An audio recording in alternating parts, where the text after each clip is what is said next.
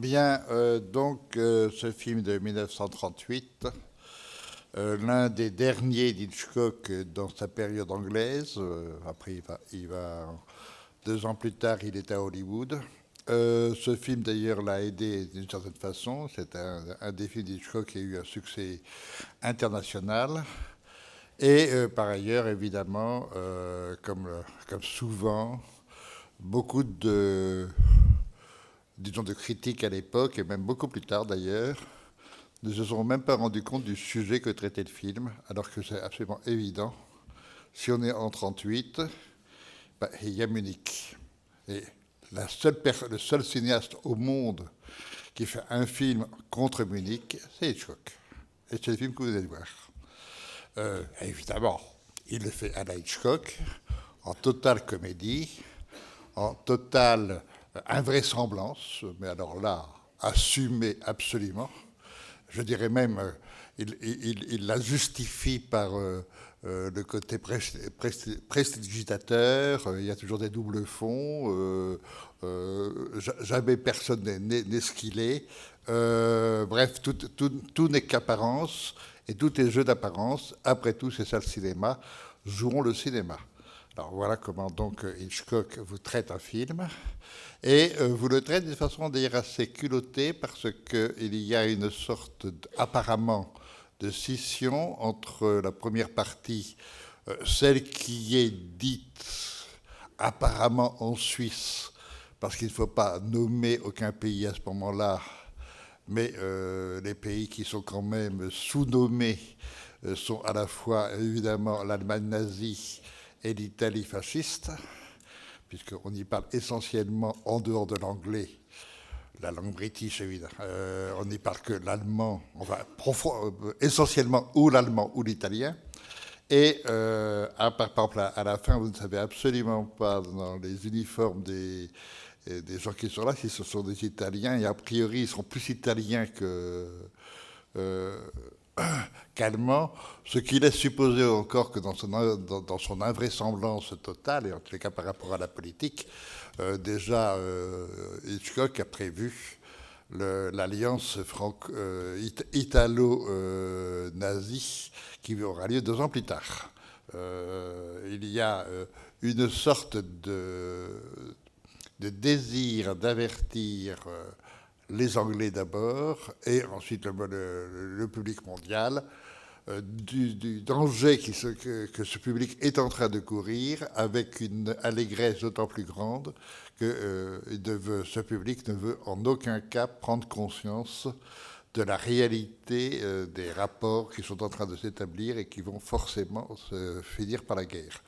Et le film, bon, de ce point de vue, malheureusement, n'a pas été du tout compris par le public, ou peut-être par quelques personnes, mais qui n'y ont pas attaché d'importance. C'était un film amusant, et évidemment, Hitchcock ne pouvait faire ce film que de cette façon-là, puisqu'il était impossible en 1938, d'un point de vue purement simplement politique, et puis aussi diplomatique, et aussi cinématographique, d'attaquer directement et Hitler et Mussolini. Par exemple, 2 ans plus tard, quand un autre Anglais, Chaplin, va faire le dictateur, il osera quasiment nommer Hitler, mais il aura des problèmes très graves à ce moment-là avec les États-Unis. On ne nomme pas, on ne cite pas ouvertement un homme politique dans un film en l'attaquant comme un truc de diffamation. Alors, bien sûr qu'il fallait prendre des biais, il fallait ruser, mais bon, la ruse, ici, Hitchcock la travaille à partir de la comédie.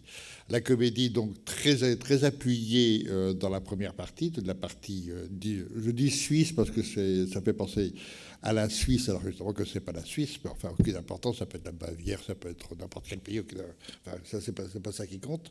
Et puis, dans le train, à ce moment-là, commence le suspense, puisque donc le film se divise en 2 parties de ce point de vue. Et c'est un film qui, par ailleurs, et c'est pour ça qu'on a un peu voulu les mettre ensemble, qui annonce 20 ans plus tard, 20 ans avant North by Northwest, que vous allez voir cet après-midi, et qui alors là repense tout, et en particulier sur la construction. Et on voit là, une fois de plus, comment Hitchcock a avancé dans sa réflexion, dans son travail, dans ce qu'est pour lui non seulement le cinéma, mais qu'est-ce que c'est que le suspense, ou plus exactement, pour Hitchcock, s'il n'y a pas de suspense, il n'y a pas de cinéma. Et par exemple, comment il va traiter un train dans North by Northwest par rapport au train de ce film, etc. Enfin, c'est extrêmement intéressant de regarder, de faire sur 2 films différents ce que nous avons fait hier soir pour ceux qui étaient là, sur le même film, dans les 2 versions que Hitchcock nous propose. En même temps, quand dans les années 55-60, disons, les gens de la future nouvelle vague sont encore critiques et qui disent à quel point Hitchcock est un grand cinéaste et un cinéaste important, ça n'a pas, beaucoup de gens ne comprennent pas. Hitchcock est un amuseur pour la plupart de la critique, jusque très tard, jusqu'en 62-63, jusqu'aux Oiseaux, par exemple. Je me souviens très bien pour ça, de façon très précise. Hitchcock n'est pas pris au sérieux, ou on ne veut pas le prendre au sérieux. Alors quand on regarde son œuvre, reprenons par exemple les d'Asie, on s'aperçoit que c'est le cinéaste au monde qui a le plus traité le problème des nazis. C'est-à-dire qu'il commence déjà dès 1935, ce n'est pas dit évidemment, mais l'espion de 1935 est un espion nazi dans, bon évidemment j'oublie le titre, les 39 marches, et ça commence dès ce moment-là. Là, à l'évidence, on est chez les nazis. Bon, ce n'est pas dit. Après, à partir de 40, alors là, quand il peut, évidemment, plus exactement à partir de 41, à partir du moment où l'Amérique est en guerre, là, à ce moment-là, ça sera ouvertement, et même après la fin de la guerre, quand il fait Notorious, il parle encore des nazis qui sont maintenant réfugiés en Amérique du Sud et qui veulent continuer leur combat. C'est-à-dire que Hitchcock a été un cinéaste dont on ne pense pas qu'il puisse avoir été un cinéaste politique. C'est aussi un cinéaste politique. Mais toujours par métaphore ou par substitution du réel dans une fiction, dans un imaginaire qui quand même laisse transparaître profondément le réel, puisque là, on va peut-être aborder maintenant quelque chose de plus consubstantiel à Hitchcock, c'est-à-dire sa conception du cinéma je répète, par la conception du suspense. Alors, le suspense, bon, tout le monde le sait, c'est quand même une des bases de la dramaturgie. Vous avez du suspense chez Eschyle, chez Sophocle, etc. Toute dramaturgie a du suspense. C'est un peu indispensable. Qu'est-ce qui va se passer? Qu'est-ce qui va se passer? Il n'y a pas de dramaturgie sans ça, essentiellement. Enfin, ce n'est pas tout à fait vrai, mais enfin, disons dans l'ensemble. Et il y a ceux qui, évidemment, accentuent énormément qu'est-ce qui va se passer en faisant une espèce d'angoisse ou en tous les cas d'inquiétude ou en tous les cas d'excitation qui pousse le public à s'intéresser à qu'est-ce qui va se passer. Donc, ce qui est intéressant aussi, c'est une conception différente de l'action. Qu'est-ce que c'est que l'action en dramaturgie? L'action, c'est en effet comment d'une situation qui est proposée à la base va se développer une action pour se sortir en général de cette situation et accéder à une nouvelle situation qui règle les problèmes qui étaient posés par la première situation. Ça, c'est, je dirais, le b.a.-ba de la conception dramatique, que ce soit dans un roman ou que ce soit dans une pièce de théâtre, et donc que ce soit au cinéma. Alors l'action, c'est justement ce moment de prise d'intérêt, enfin de la prise d'intérêt sur qu'est-ce qui va faire bouger les choses, etc. C'est pas pour rien que Hitchcock, par exemple, vous avez vu hier, le premier plan du film de Blackmail, c'est quand même une roue qui tourne. ici, vous le retrouvez, la roue qui tourne, et avec l'espèce de référence ou de symbolique au cinéma lui-même. Le cinéma lui-même, c'est aussi le train qui roule. Et donc, c'est l'action qui avance seule et qui fait les choses. Donc, à ce moment-là, dans ce souci, cet intérêt de l'action, l'action doit porter du danger. Si elle n'est pas dangereuse, elle n'est pas intéressante. Enfin, c'est une façon de concevoir l'action. Donc c'est cette façon-là que Hitchcock met en valeur. Si l'action crée un sentiment de danger, à ce moment-là, l'action attache le spectateur. Le spectateur veut voir les choses aller d'une certaine façon dans son sens, mais en ayant peur qu'elle n'aille pas dans son sens. Donc à ce moment-là, le spectateur entre inconsciemment dans le système du suspense. Le suspense, à ce moment-là, travaillé par Hitchcock, bon, qui est évidemment un phénomène de l'angoisse ou un phénomène de l'inquiétude, aucune importance, mais qui est repensé vraiment par Hitchcock, et ça va se développer, parce que là encore, nous avons le suspense pas tout à fait travaillé encore à la Hitchcock. Et il se met en place lentement, mais il n'atteint pas la perfection qu'on verra dans les deux films de cet après-midi. Le suspense chez Hitchcock, ça devient à ce moment-là une double conception abstraite. La première, c'est la chose en train de se faire, de se passer. Et Hitchcock va comment dirais-je, l'imprimer par un graphisme, si vous voulez, qui est quasi dans tous ses films, enfin pas toujours, mais qui est très souvent dans ses films, qui est, prenons celui de La mort aux trousses, non pas dans La mort aux trousses, hein, il est un peu moins précis, quoique on l'est à la fin, mais mettons dans Vertigo et dans beaucoup d'autres films de lui, mettons un homme, quelqu'un sur un toit, qui glisse, qui se raccroche à la gouttière, évidemment par le bout des doigts, donc c'est de plus en plus difficile, il est dans une position d'impuissance totale. Ce sentiment d'impuissance est la base. Il ne peut pas, lui seul, se rétablir. Donc, son sort dépend de deux solutions. Une bénéfique, l'autre maléfique. La bénéfique, c'est une force qui vient le sauver. L'autre maléfique, c'est une force qui vient le détruire. Évidemment, dans ce graphisme, vous avez, c'est donc un graphisme qui est fait sur le 3, le 2 et le 1. 1, c'est celui qui est suspendu. 2, ce sont les deux forces. 3, c'est la conjonction des trois. Donc, ce qui va se passer, c'est imaginer le suspense où, évidemment, c'est celui qui est la force bonne, ou celle qui est la force bonne, qui va venir aider l'homme suspendu, ou quelquefois la femme, comme dans La main au collet, suspendu à la gouttière. Bien. Mais chez Hitchcock, ça c'est la base, je dirais, un peu grossière. La deuxième base, beaucoup plus importante, et sur quoi il joue, c'est, vous voyez quelqu'un qui est accroché comme ça à une toiture, à une gouttière, et vous passez dans la rue. Vous êtes le passant, vous êtes le spectateur. Vous regardez, et évidemment, vous aussi, vous êtes suspendu. Vous aussi, vous êtes dans l'angoisse. Vous aussi, vous êtes dans l'impuissance totale. C'est-à-dire qu'en fin de compte, vous êtes en totale fusion psychique, si on veut, avec la personne qui est suspendue. Elle est en activité, vous êtes en passivité. Donc, vous êtes pris entre deux forces internes, deux formes de sensation.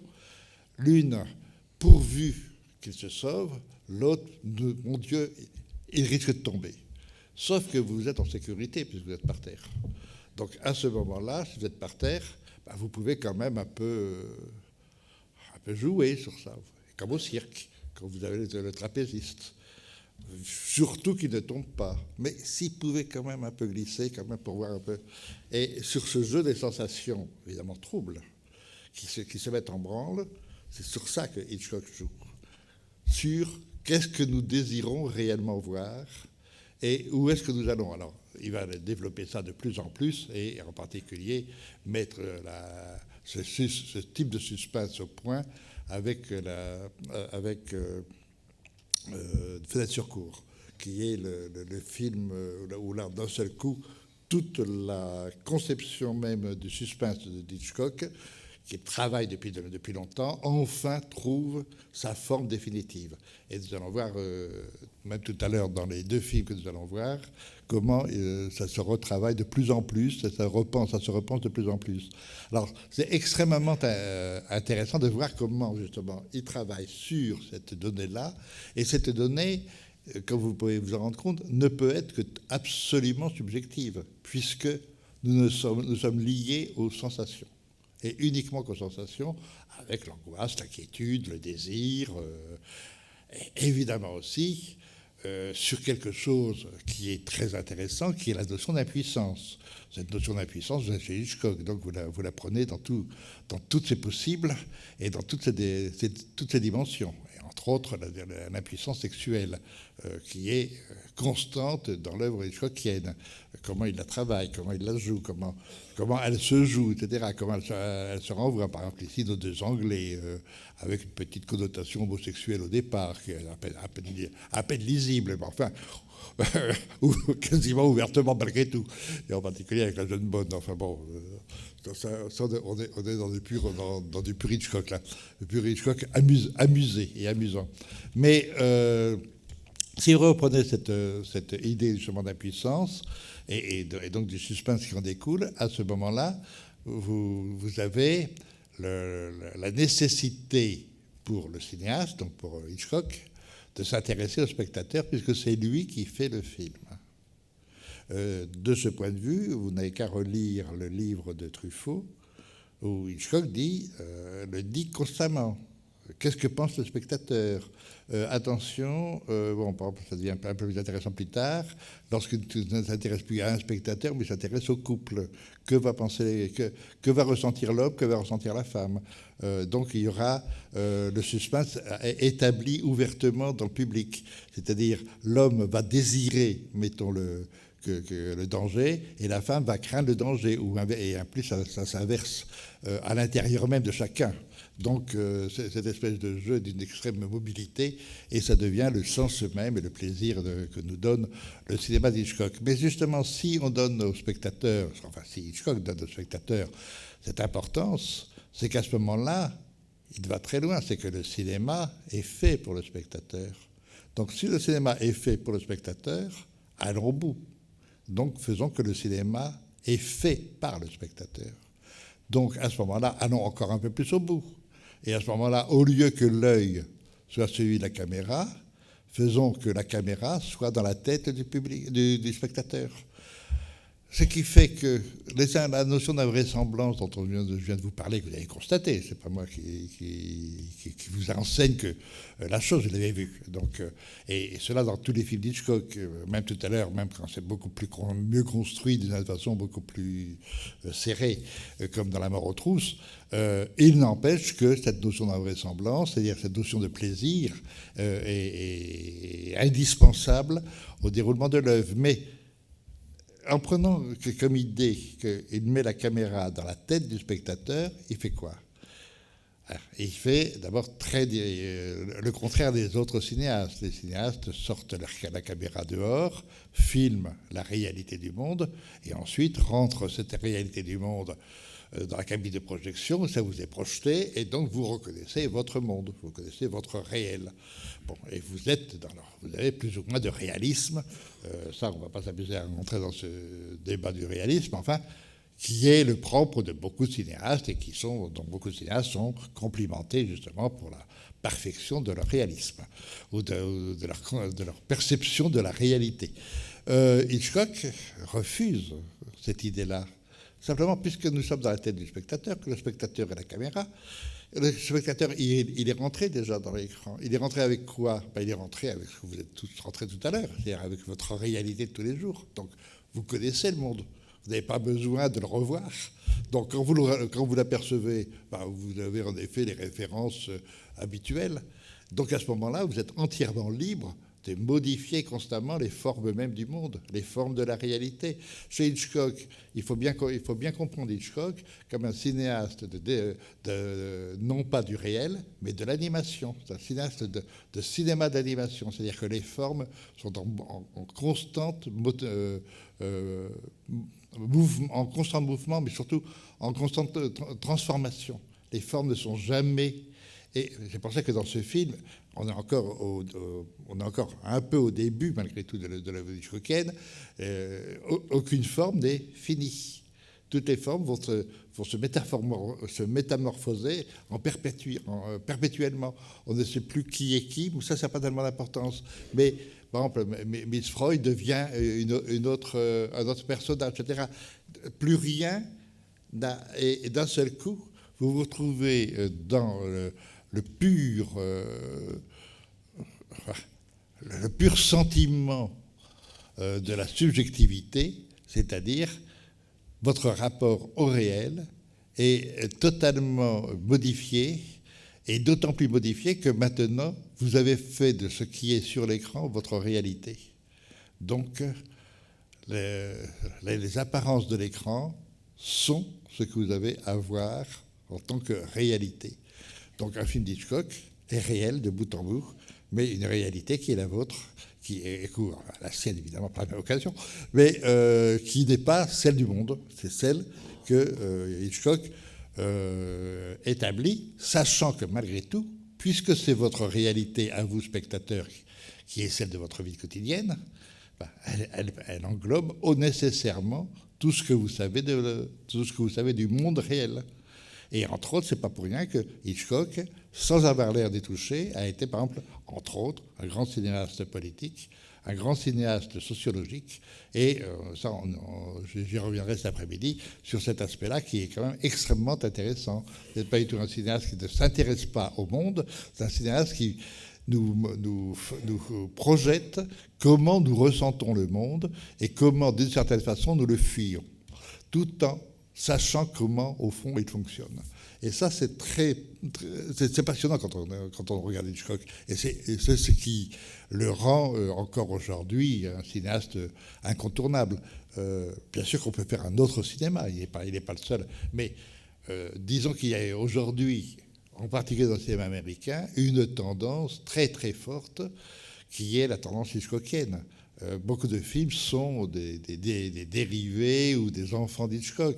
Et même dans le cinéma français, après toute la nouvelle vague a été influencée par Hitchcock. Même quelqu'un comme Godard, très différemment, puisqu'il casse le cinéma, mais Godard, en cassant le cinéma, procède d'une certaine façon, un peu comme Hitchcock, mais en même temps de façon radicalement différente. Alors, là, je m'excuse, j'ai l'air de vous faire un petit cours de cinéma, mais c'est extrêmement intéressant de voir justement, à partir d'un cinéaste comme Hitchcock, qui en plus a au moins une qualité, c'est qu'il n'ennuie pas le spectateur, et qu'au contraire qu'il l'amuse beaucoup, de voir à quel point, en effet, il est une source d'inspiration, à la fois pour les futurs cinéastes, mais aussi pour le spectateur et le plaisir du spectateur de comprendre le monde et de voir en même temps que le monde est quand même autant un élément, enfin pas un élément, mais un lieu d'illusion que de réalité.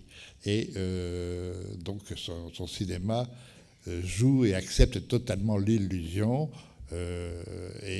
pour, je répète, notre plaisir et notre éclaircissement. Et ce film en est la preuve, puisque il nous dit quand même, je vous le répète, simplement qu'aucun autre cinéaste à l'époque n'avait dit, Munich, c'est une catastrophe. Voilà.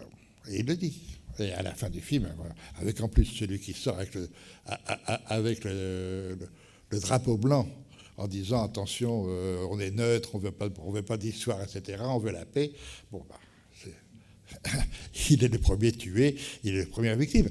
Quand on regarde, on l'analyse d'un point de vue politique, le film est très stupéfiant, il y a une clarté sur 38, et en 38 qui est étonnant. Enfin, ici, je parle en particulier pour les jeunes qui ne se rendent pas compte à quel point le traumatisme qu'a été Munich à l'époque pour beaucoup de gens, et combien de gens se sont protégés à partir de Munich. Et vous avez un autre film admirable qui a 6 mois de plus et qui est la règle du jeu, qui alors lui a le génie de ne pas parler une seconde même de ce qui se passe dans le monde et qui ne parle que de ça.